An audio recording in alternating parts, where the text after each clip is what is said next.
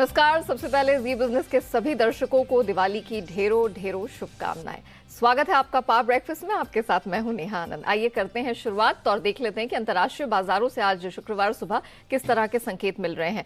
तो एक थोड़ी ठंडी शुरुआत आप कह सकते हैं, बहुत ज्यादा गिरावट भी नहीं है, लेकिन एक सुस्त शुरुआत डेफिनेटली हुई है। 17,485 के पास फिलहाल एसजीएक्स निफ्टी हल्की कमजोरी के साथ कर रहा है कारोबार। डाउ नैस्डैक फ्यूचर्स पर डाले शुरुआती जो गिरावट है वो थोड़ी सी कम होती हुई दिखी। 25 अंक नीचे डाउ फ्यूचर्स है और नैस्डैक फ्यूचर्स भी डबल डिजिट गिरावट के साथ हल्की गिरावट के साथ कारोबार करता हुआ नजर आ रहा है।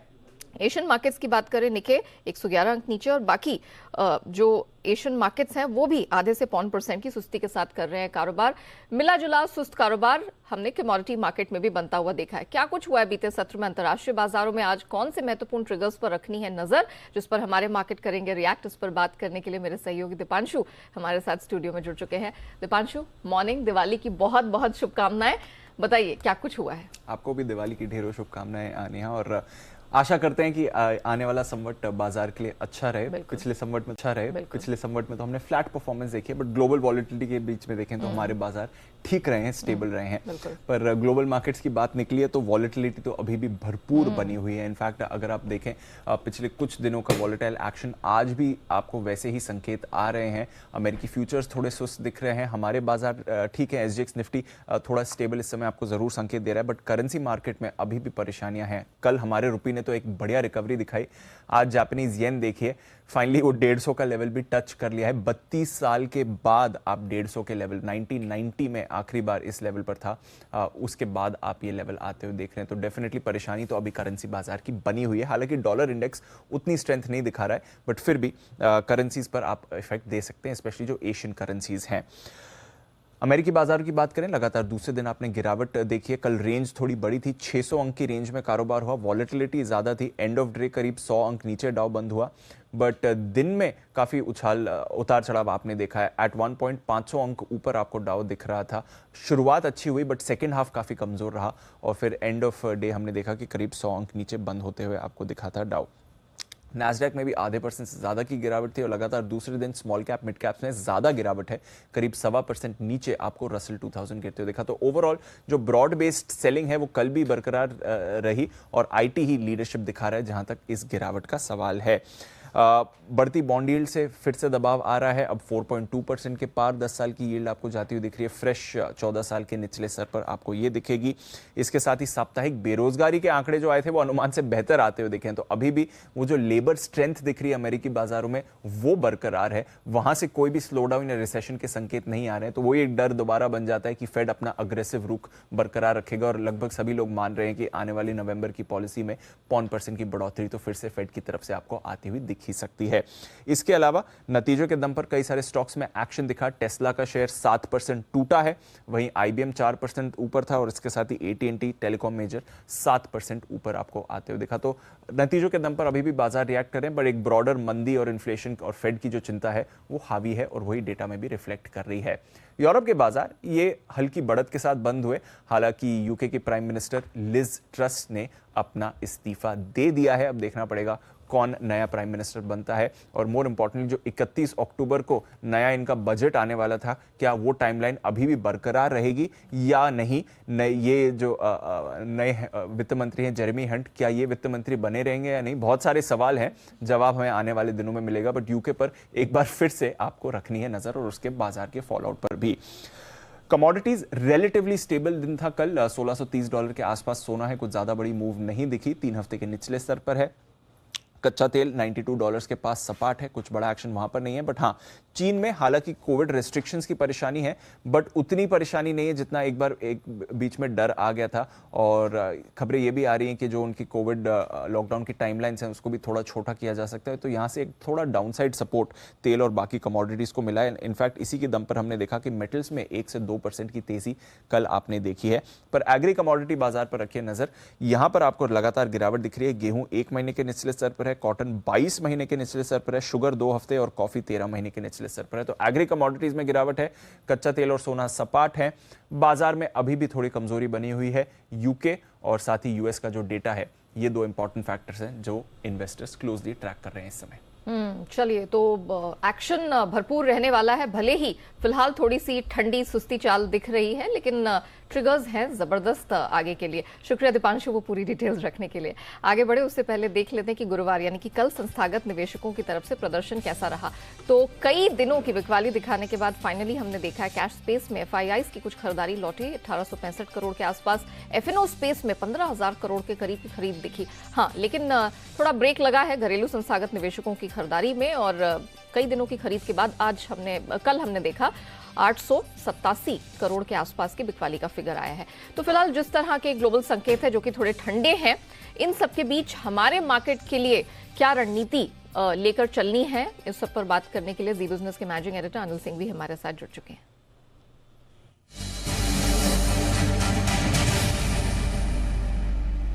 Sir good morning. सबसे पहले तो आपको सर धनतेरस और दिवाली की बहुत बहुत शुभकामनाएं। सर बताइए, क्या हमारा मार्केट भी इसी फेस्टिव रंग को आज लेके चलेगा या कुछ बदलाव करने होंगे स्ट्रैटेजी में? गुड मॉर्निंग नेहा, आपको और पूरी टीम और हमारे सभी दर्शकों को भी त्योहारों की बहुत बहुत शुभकामनाएं। जहाँ तक बाजारों का सवाल है, संकेत ठीक है, न कोई बहुत अच्छे न कोई बहुत खराब, और अमेरिकी बाजार उतार चढ़ाव के बीच हल्के नुकसान के साथ बंद हुए हैं। तो ऐसा नहीं कि बहुत कमजोरी हुई हो, ऐसा भी नहीं कि बहुत मजबूत दिख रहे हो। बॉन्ड यील्ड्स फिर से 4.25% के आसपास बढ़कर आई है। कच्चा तेल आपका स्टेबल है, डॉलर इंडेक्स लगभग स्टेबल है। तो I think wait and watch वाली सिचुएशन है। इंट्राडे वॉलेटिलिटी भी बढ़ रही है अमेरिकी बाजारों में, और ओवरनाइट हर रोज भी आपको बाजार ऊपर नीचे थोड़े होते हुए दिख रहे हैं, क्योंकि पिछले 2 हफ्तों का ट्रेंड यही बनता हुआ दिख रहा है। तो कहीं कहीं अमेरिकी बाजार बेस बनाने की कोशिश में है, और इस बीच भारतीय बाजार ये दिखा रहे हैं कि निचले स्तरों पर लगातार खरीदारी आती दिख रही है, और एफआईआई के डेटा भी उसी तरह के हैं।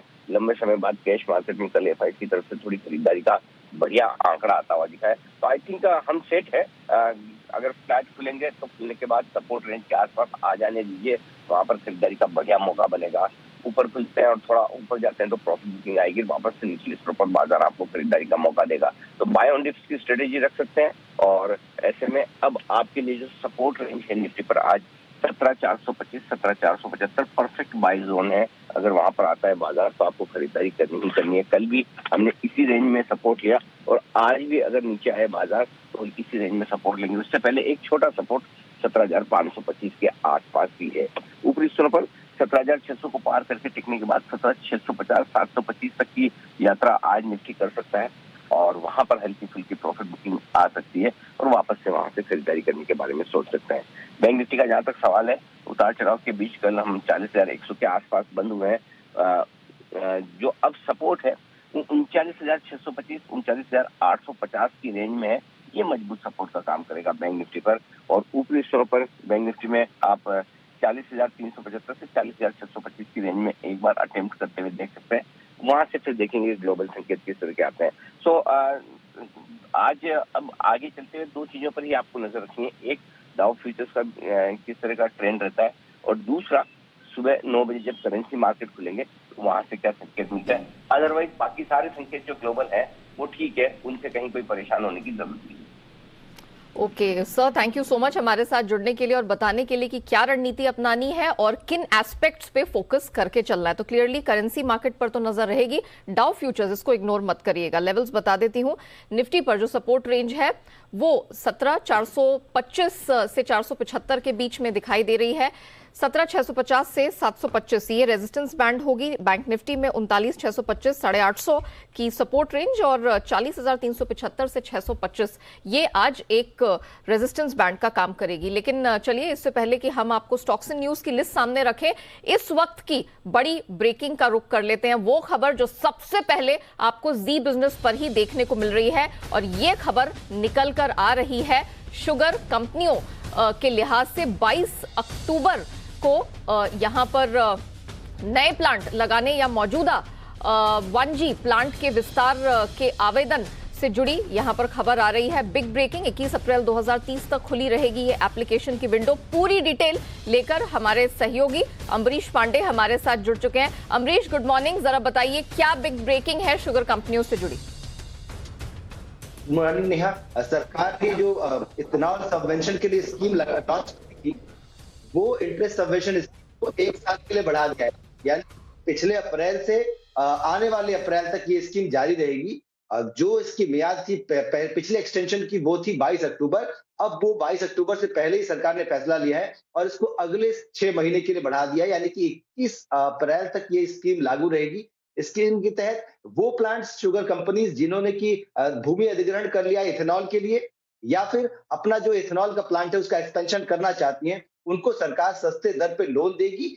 इसके साथ-साथ उनको 1 साल का ब्रीदर भी देगी, ताकि वो अगर लोन जो है पीरियड लोन का है उसको 1 साल के लिए ना भी भरे। साथ-साथ इसमें एक स्कीम में एक ऑप्शन ये भी है कि सरकार या तो उनको पूरी जो लोन अमाउंट है उस पर राहत दे 50% की इंटरेस्ट पर, या फिर जो पूरा लोन है वो 6% की दर से उनको दे। तो कुल मिलाकर ये जो सस्ते लोन की योजना है उसको सरकार ने 1 साल के लिए बढ़ाया है और इसके जरिए सरकार ये चाहती है कि इथेनॉल का प्रोडक्शन जो है वो बढ़े, ताकि 20% से ज्यादा का जो लक्ष्य सरकार ने तय किया है आने वाले दिनों के लिए, वो लक्ष्य आसानी से हासिल किया जा सके। उसके लिए जो इंफ्रास्ट्रक्चर है वो तैयार किया जा सके। साथ साथ ये जो अमाउंट होगा इससे शुगर कंपनीज को फायदा इस लिहाज से पहुंचेगा क्योंकि उनका जो बकाया एरियर है वो आसानी से भुगतान कर सकते हैं और गन्ने की जो कीमत उनको किसानों को अदा करनी है वो आराम से कर सकते हैं। तो अपने एरियर का भुगतान करने के लिए गन्ना जो कंपनीज है, शुगर कंपनीज है, वो इसका इस्तेमाल कर सकती है। साथ साथ इथेनॉल प्लांट का एक्सपेंशन के लिए वो उसका इस्तेमाल कर सकती है। तो कुल मिलाकर शुगर कंपनीज के लिए अच्छी खबर सरकार की तरफ से आ रही है। तो डेफिनेटली एक बहुत ही मीठी खबर शुगर कंपनियों के लिए निकल कर आई है और ये हमारे रेडार पर आज जरूर रहेंगे। शुक्रिया अम्बरीश, वो बिग ब्रेकिंग दर्शकों के सामने रखने के लिए। चलिए अब स्टॉक्स इन न्यूज की लिस्ट में और कौन कौन से सेक्टर्स और शेयर हैं जिन पर आपको रखनी है नजर, एंड ऑफ कोर्स नतीजों के दम पर कहां दिखेगा एक्शन। अरमान हमारे साथ पूरी डिटेल लेकर जुड़ चुके हैं। अरमान, पहले तो जो नंबर्स कल निकल कर आए हैं उनकी डिटेल दीजिए and happy Diwali to you. जी, आपको भी और हमारे सभी दर्शकों को भी दिवाली की बहुत बहुत शुभकामनाएं। सबसे पहले एक्सिस बैंक, जहां पर जो हमारा अनुमान है उससे बेहतर नतीजे हैं। एनआईआई लगभग 31% बढ़ी है। जीएनपीए थोड़े से बढ़कर आए हैं, 2.5% से बढ़कर 2.8% पर आए हैं। बजाज फाइनेंस थोड़े से हमारे अनुमान से बेहतर नतीजे हैं। एनआईआई यहाँ पर भी लगभग 29% बढ़ी है। वहीं अगर जीएनपीए देखेंगे, जीएनपीए में भी थोड़ी बढ़ोतरी देखी गई है, 1.17% से बढ़कर 1.3% पर आए हैं। आईटीसी सभी पैमानों पर बढ़िया नतीजे आते हुए दिखे हैं। आय में लगभग 27% का उछाल है। मार्जिन्स भी उनके बढ़कर आए हैं, थोड़े 36.4% पर आए हैं, जो पहले 36.2% पर थे। और उसी के साथ साथ मुनाफे में भी 7% का आपको उछाल देखा गया है। टाटा कंज्यूमर प्रोडक्ट्स की बात करें तो जो लार्जली जो हमारा एस्टिमेट था उसके मुताबिक ही नतीजे आए हैं। आय 11% बढ़ी है। मार्जिन्स जो हैं वो 13.6% से घटकर 13% पर आए हैं, पर अनुमान उतने का ही था। और मुनाफे में भी 22% का उछाल है। कोफोर्ज की बात करें, अनुमान के मुताबिक नतीजे हैं। आय 7.1% बढ़ी है और डॉलर आय अगर आप देखेंगे वहां पर भी लगभग 3% का उछाल है और मुनाफे में 34% का उछाल है। डिक्सन टेक्नोलॉजी, वहां पर अगर जो हमारा अनुमान था उससे बेहतर नतीजे आए हैं। आय में लगभग 38% की बढ़ोतरी है। मार्जिन्स तो लगभग उन्होंने मेंटेन करे हैं 4% पर। आईएक्स नतीजे कमजोर हैं। आय लगभग 14% गिर कर आई है। मार्जिन्स में भी कटौती देखी है, थोड़ी 86.1% से घटकर 83% पर आए हैं। और अंत में एल&टी फाइनेंस होल्डिंग, यहां पर अगर आप नतीजे देखेंगे तो हमारे अनुमान से बेहतर नतीजे हैं। एनआईआई लगभग 13% बढ़कर आई है। और अगर मुनाफे की बात करेंगे, मुनाफा लगभग 82% बढ़कर आता हुआ दिखा है। चलिए, तो अरमान ने आपको ये तो बता दिया कि कौन सी कंपनियों ने नतीजे पेश किए थे, कैसे रहे हैं, लेकिन अरमान ये बताइए कि खबरों के दम पर कहां एक्शन रहेगा। एक तो बिग ब्रेकिंग अम्बरीश दे चुके हैं शुगर कंपनीज, वहां पे आपको रखनी है नजर, और क्या है? उसी के साथ साथ निफ्टी में और एफएनओ में कई कंपनियों के नतीजे हैं, जिसमें निफ्टी में Bajaj Finserv, HDFC life, Hindustan Unilever, JSW, SBI life ऐसे कंपनियां हैं जिनके नतीजे हैं। एफएनओ में भी आपको Ambuja cement, Torrent Pharma, United Spirits, DLF जैसी कंपनियां हैं जिनके नतीजे आते हुए दिखेंगे। खबरों पर आ जाते हैं। एशियन पेंट्स पर ध्यान रखिएगा क्योंकि व्हाइट सीमेंट की मैन्युफैक्चरिंग और व्हाइट सीमेंट के क्लिंकर के एक्सपोर्ट के लिए उन्होंने करार किया है। और यूएई से एक कंपनी है, उनके लिए यूएई में उन्होंने करार किया है। जेवी के तहत वो लगभग 550 करोड़ का निवेश करेंगे। उसी के साथ साथ एपेक्स पावर के साथ उन्होंने शेयर परचेज एग्रीमेंट भी किया है। और उसी के साथ साथ ये 5 साल में हरिंद में मेजॉरिटी हिस्सेदारी खरीदेगी। और अगर आप आदित्य बिरला फाइनेंस देखेंगे, अगर वहां पर आदित्य बिरला फैशन पर देखेंगे तो आदित्य बिरला फैशन ने 3 ब्रांड्स का वो है अधिग्रहण कर सकती है। उसी के साथ साथ वो बातचीत फाइनल स्टेजेस पर चल रही है। महिंद्रा एंड महिंद्रा यहाँ पर अपडेट आता हुआ दिखा है। सितंबर में कुल प्रोडक्शन इनका 172% बढ़कर आया है। और अगर सेल्स की बात करें तो वो 142% बढ़कर आई है। कोल्टे पाटिल में भी Q2 का अपडेट है, जिसमें जो वॉल्यूम्स हैं वहां पर आपको 17% की कटौती है। और अगर आप रियलाइजेशंस देखेंगे वहां पर 4% की बढ़ोतरी आई है। और अंत में पीएनबी हाउसिंग हाउसिंग फाइनेंस और कैनफिन होम फाइनेंस, जो गिरीश कौसगी एमडी और सीईओ नियुक्त किए गए हैं, वो पहले एमडी और सीईओ वहां पर थे कैनफिन होम्स में, जहां से उन्होंने इस्तीफा दिया था। ओके अरमान, शुक्रिया वो पूरी डिटेल्स दर्शकों के सामने रखने के लिए। आइए अब जान लेते हैं आज की ट्रेडिंग कॉल्स। चॉइस ब्रोकिंग से करेंगे शुरुआत और बिंदु फार्मा खरीद के चलने की सलाह है। इस खरीद की स्ट्रैटेजी में 510 का स्टॉप लॉस, 550 का टारगेट और अनराठी सिक्योरिटी सीडीएसएल खरीद के चलने की सलाह दे रहे हैं। 1196 का स्टॉप लॉस, 1260 का टारगेट आपको इस स्ट्रैटेजी में लगाना है। और इसके अलावा सिप्ला पे आज रिकमेंडेशन निकल कर आई है। 1160 का टारगेट मिल जाएगा और स्टॉप लॉस है 1122 का। ये जो रिकमेंडेशन है ये सेंट्रम ब्रोकिंग की तरफ से आज आपके लिए निकल कर आई है। चलिए अब बता देते हैं आपको कि आज बाजार पर एक्सपर्ट्स की क्या स्ट्रैटेजी निकल कर आई है। और आज की स्ट्रैटेजी आई है कोटक सिक्योरिटीज के श्रीकांत चौहान की तरफ से। आपको बता देते हैं SBIN यहां पर खरीदारी की रिकमेंडेशन आज इनकी तरफ से है। टारगेट 575 का है, स्टॉप लॉस 544 का, 554 से 556 ये एक एंट्री पॉइंट आज के लिए हो सकता है। और ये स्टॉक बीते सत्र में कुछ स्ट्रेंथ लेके बंद हुआ है। इसके अलावा हैप्पीएस्ट माइंड पर भी इनकी रिकमेंडेशन निकल कर आई है और 1100 का टारगेट, इसमें स्टॉप लॉस 800। वक्त हुआ है कमोडिटी बाजार की रणनीति आपके सामने रखने का। आज की रिकमेंडेशन एसएमसी कॉमट्रेड की वंदना भारती की तरफ से आ रही है। पहली रिकमेंडेशन कच्चा तेल खरीद के चलने की है। नवंबर वायदा MCX पे 7120 के पास एंट्री करे, 7220 के टारगेट के लिए। चांदी दिसंबर वायदा खरीद के चलने की सलाह है 56,550 के पास, इसमें टारगेट 57,600 के आसपास का आपको मिल जाएगा।